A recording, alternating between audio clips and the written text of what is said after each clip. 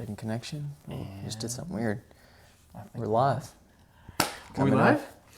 All right. Now, I really feel like I'm in my Mr. Rogers little sweater. I should take it off, hang it, put new shoes on. Yeah, that's right. Invite you into the neighborhood. That's right. Come into the neighborhood, family. That's right. Feels weird. That is a little weird. But the Mr. Rogers, is it already out, the Mr. Rogers movie? I think so. I think we've had a few. Okay, yeah. I haven't seen any of them. Yeah.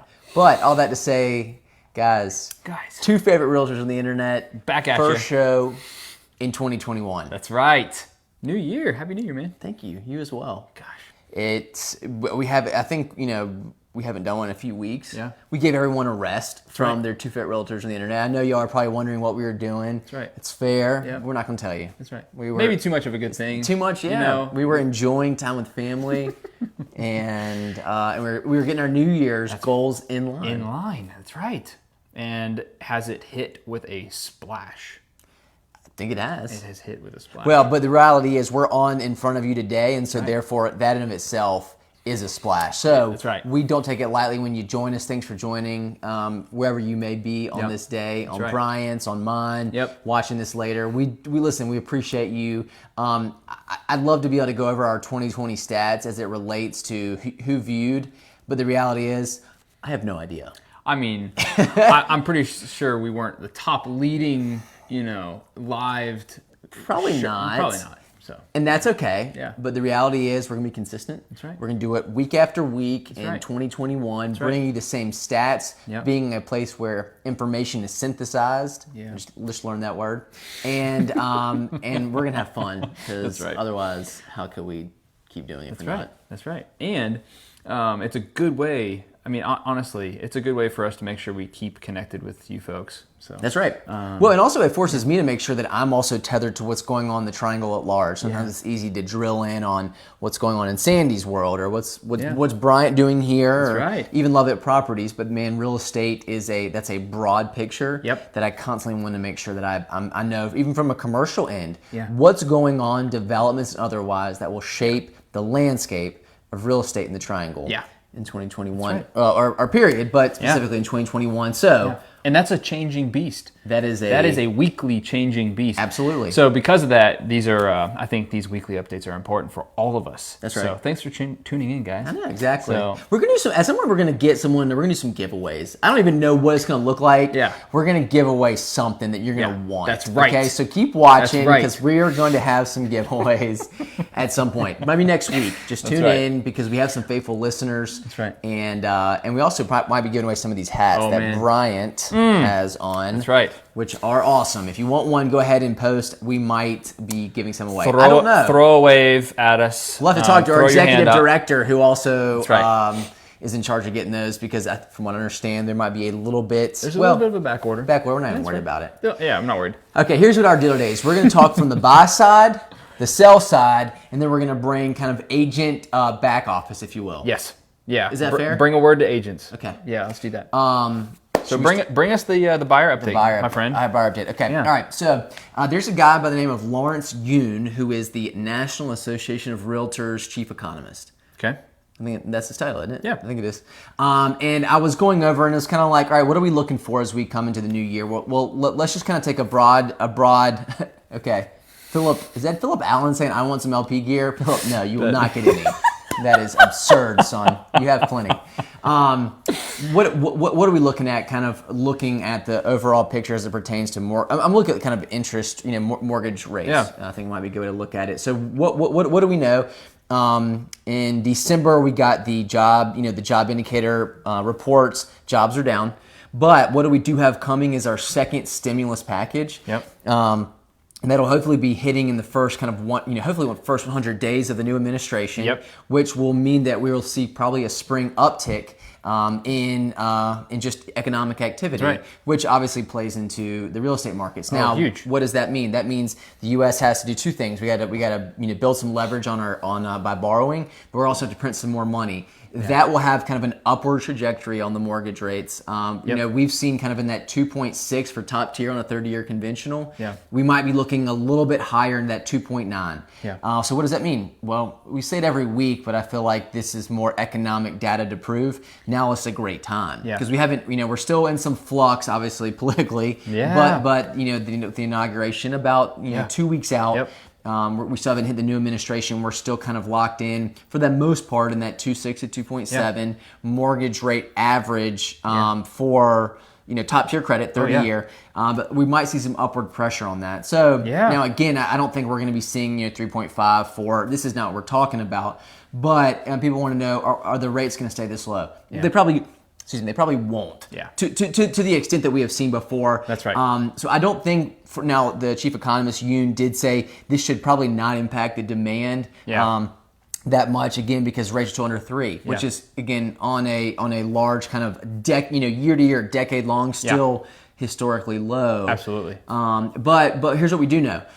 As of the beginning first quarter, we're already seeing 51,000 jobs in the new construction sector, with more on the line seasonally. Yep. And so we will start to see, I think, in that we kind of see 6 months as how long it takes to build a home. Yep. If there's not back order delays on any number of things, which we kind of are. But as evident by some of the things that are getting built out towards Zebulon, but also in East Raleigh. New construction is back on the rise. They got jobs to prove it. So some of these large tract builders, they're hiring. And which is a good thing. That's going to be helpful for our supply. But for the most part, it's still a seller's market. Yeah. Demand is still there, so it's a challenge. But interest rates will probably be looking to go a little bit higher as we move deeper into the spring of 2021. So that's kind of a market at a glance. I'm not an economist. I had a hard time in micro and macro economy in college. Quite frankly, it just blew my mind. So I'm still learning these. You and others have a way more grasp on it. But what I just said makes sense to me and makes sense within a buyer's context. That's right. So with that, I'm going to throw it over and say, Bryant, take us to the sell side. That's right. That's right. Sellers. Yeah, that's right. So, how does this impact sellers? Guys, we do have changes coming tax-wise. Mm-hmm. So, with the new administration, we don't exactly know the impacts of all those things, but we know that we will feel them. We don't know exactly how. I know some people understand it better than the two of us. Yeah. But, like Lawrence Yoon. That's right. That's exactly right. That's why we quote him. Yeah, chief economist. Chief economist. That's right. But we do have, we have some things like capital gains taxes that'll be adjusted. We've got some things that will certainly be felt, and yet you're exactly right. The demand is still there. Interest rates are still low, and birth rates are up. Population numbers are growing, and there's so much happening in the commercial world. There's so much happening in the job sector locally that I totally agree with you. As far as demand, I would not be looking for any kind of slowdown in both price increases.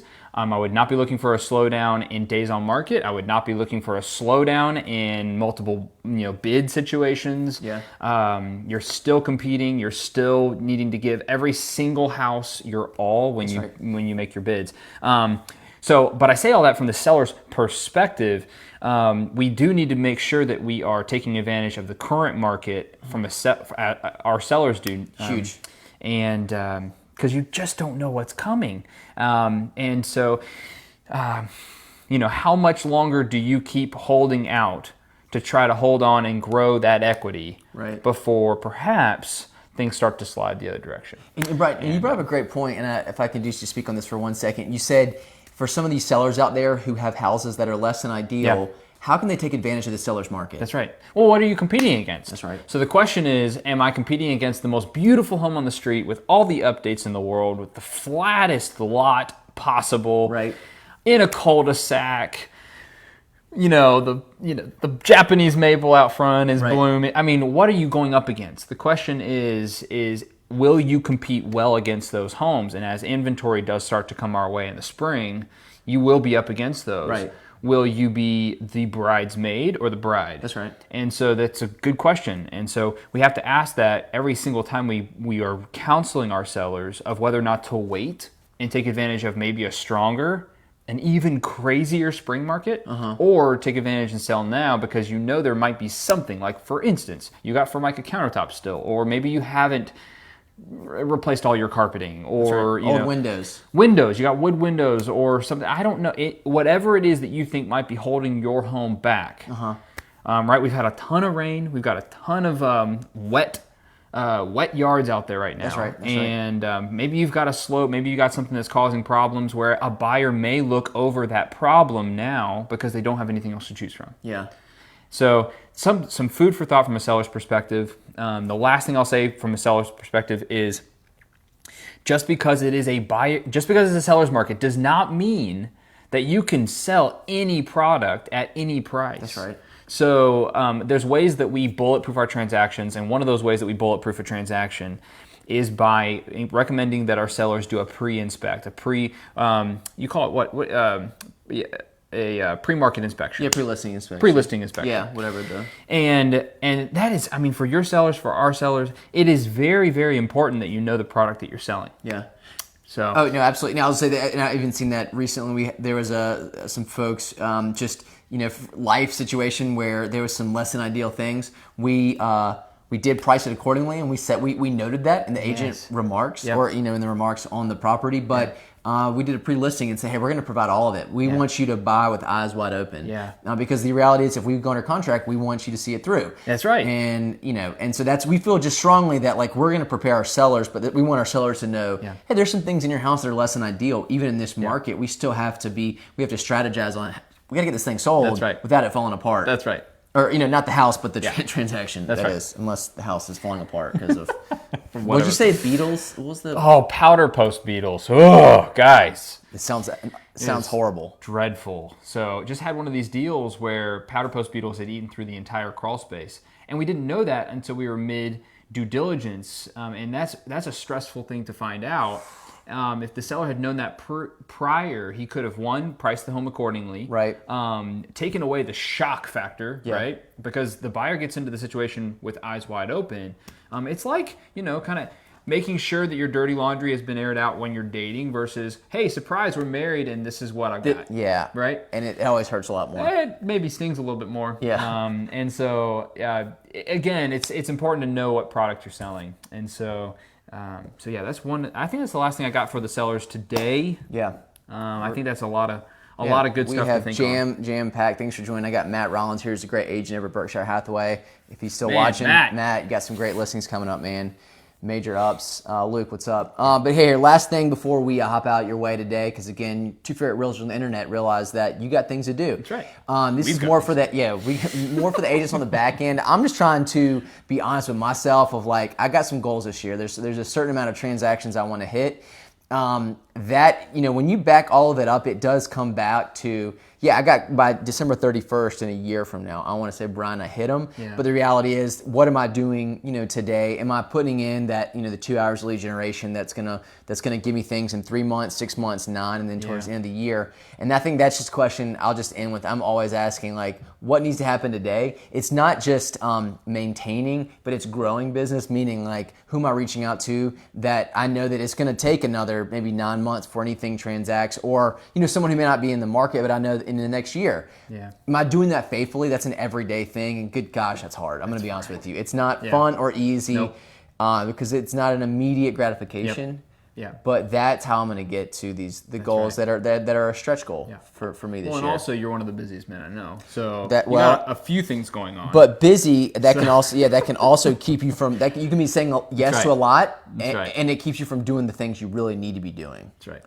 So that's what I'm learning. But that's good. Buy side, sell side, back office. Bringing it to the agents. Yeah, the last thing I'll add on the agent piece is we do need to be faithful. I'm just going to go ahead and give a Love It Properties plug. Is that okay? You do it. I'm going to bring a Love It Properties plug. You're wearing the hat. I'm wearing the hat. That's right. And we believe in this firm, but there's a big, big, big value that should be placed on being able to leverage the tasks in real estate so that you have the time, to lead generate, reach your sales goals. I'm speaking to you agents right now.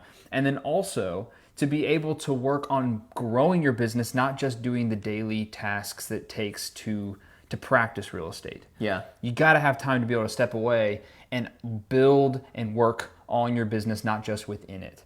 So join a firm that gives you the leverage you need to be able to focus on these things. Because we need to make sure that we are growing our pipelines. We need to make sure that we are adding clients to our client list, not just working with the ones we've got. That's right. As important as that is, right? So anyways, that's the final word as we plan for 2021. And actually the real final word is get it done in 21. In 21. Yeah, that's right. That's it. Ladies and gentlemen, you heard it first here. Get it done in 21. I'm going to leave on that note. That's right. Bryant, love it. Sandy Roberts. Thanks for joining. Have a great weekend. See you guys.